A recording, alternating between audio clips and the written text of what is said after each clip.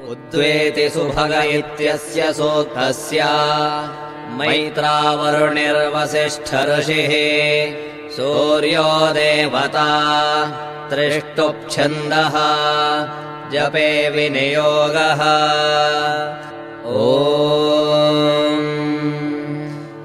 उद्वेति सुभगो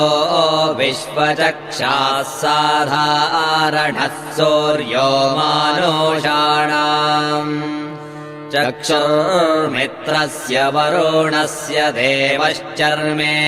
वयः समविव्यक्तमांसे उद्वेति प्रसवेता जनानाम् महान् केतुर्नवः सूर्यस्य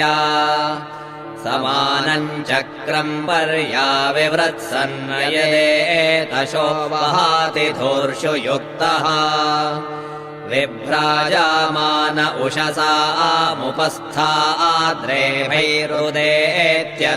उषसामुपस्थाद्रेभैरुदेत्यनुमद्यमानः एष मे देवः साविता चच्छन्द यः समानम् न प्रामिनाति धामा दिवो रुक्म ऊरुचक्षा उदेति दूरे अर्थस्तरणिर्भ्राजामानः नूनम् जनाः सूर्येण प्रसूता अयन्नर्थानि कृणवन्नपांसे उदुत्यदित्यस्य सूक्तस्य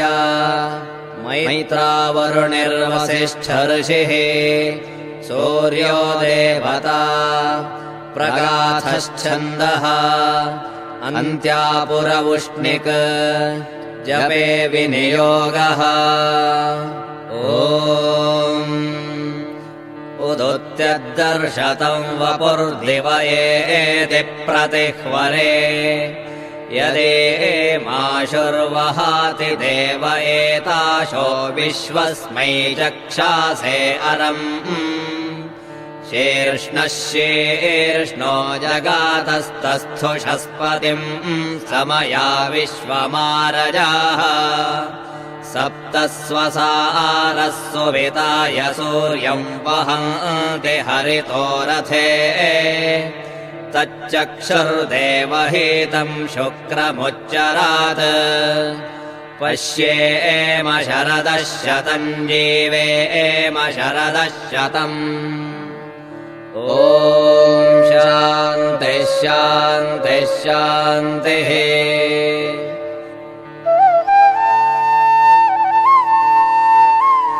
नमोऽस्तु सूर्याय सहस्ररश्मये सहस्रशाखान्वितसम्भवात्मने सहस्रयोगोद्भवभावभागिने सहस्रसङ्ख्यायुगधारिणे नमः यन्मण्डलम् दीप्तिकरम् विशालम् रत्नप्रभम् आन्त्रमालाधरम् शङ्खम् चक्राब्जायुधधारिणम् श्रीनरसिंहम् महावीरम् नमामीर्णमुक्तये आश्चर्यमेतदभिवीक्षितु कामयेशः राज्ञा सहैव निरगप्रथितः प्रभावः क्षेत्रम् च कूटमतिसुन्दरमापसद्यः श्रीनारसिंह जगतः कुरु सुप्रभातम् सज्जन साधु पूजय ವೇಳೆಗೆ ಮಜ್ಜಿಗೆಯೊಳಗಿನ ಬೆಣ್ಣೆಯಂತೆ ಭಾಗ್ಯದ ಲಕ್ಷ್ಮೀ ಬಾರಮ್ಮ